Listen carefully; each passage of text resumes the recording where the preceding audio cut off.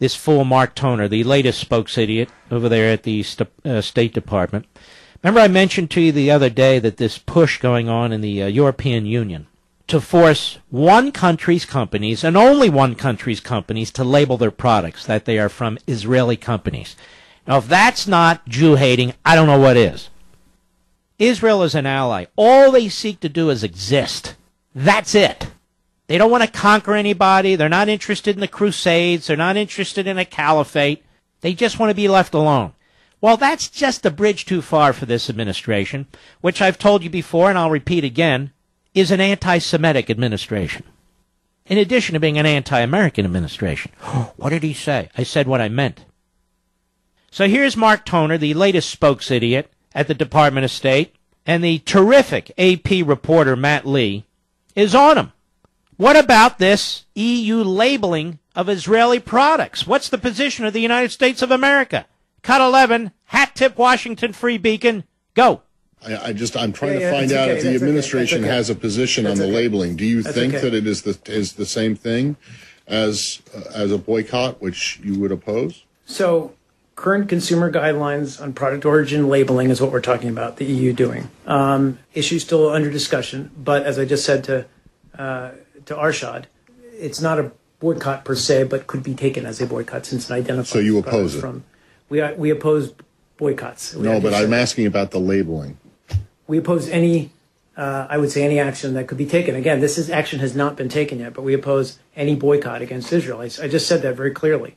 I know you said that, but you won't say whether you regard the labeling as a boycott. We don't have, it is not a done deal yet. So it's still well, it's also not a done deal that, you don't want China to nuke Mongolia either, but you'll say that. I mean, no, we don't.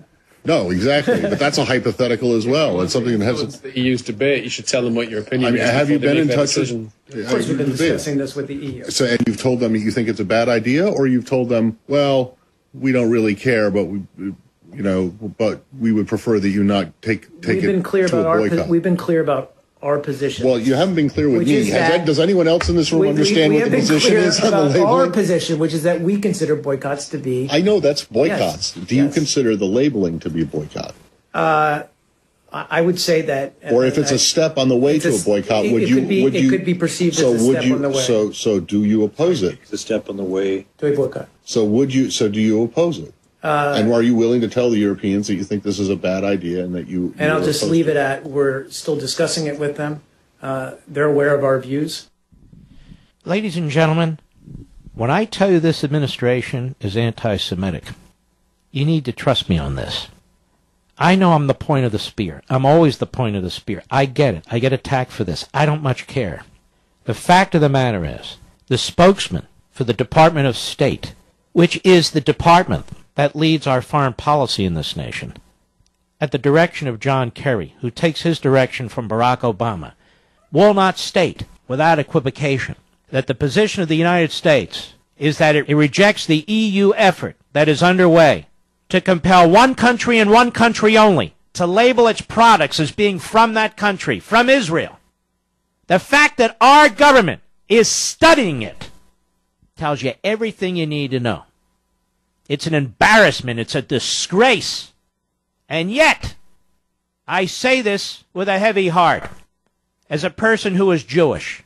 And yet, there are left-wing, wealthy Jewish people in this country that will continue to support this diabolical party, continue to speak up for Barack Obama, and who view me as a hater. Cut 12, go.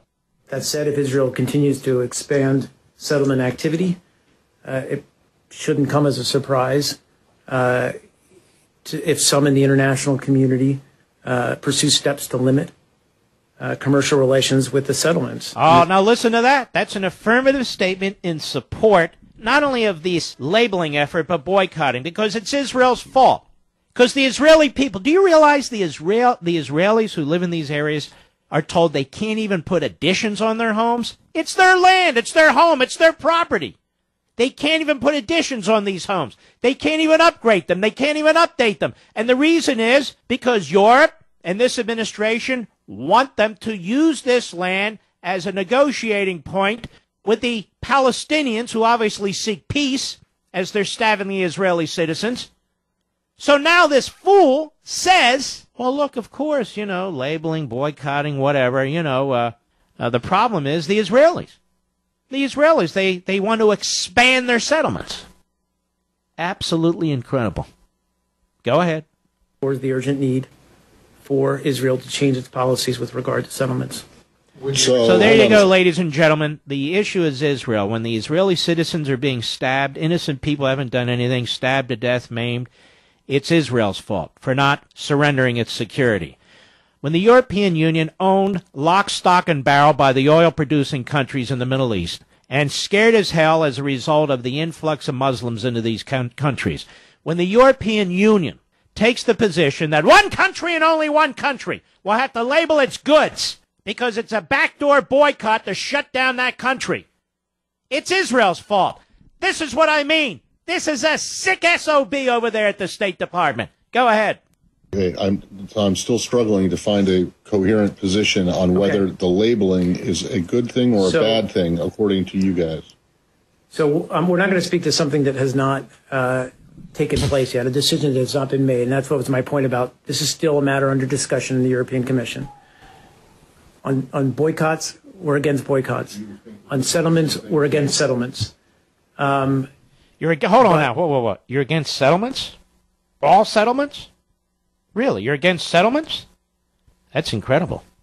Go ahead.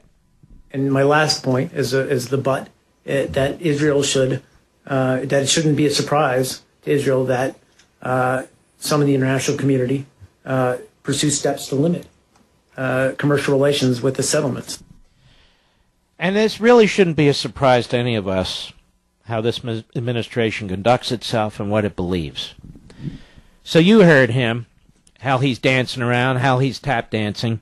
It would have been very easy to say we oppose boycotts and we oppose this labeling, period. But he didn't say that. It's Israel's fault, it's Israel's fault, and don't be surprised because it's Israel's fault. These people are disgusting. It's the hate America crowd. The hate our allies crowd. Meanwhile, let's open our doors to Cuba. Let's open our doors to a police state, a genocidal police state, a drug-running state, a state that has murdered its own citizens. Let's open our doors to the Castros.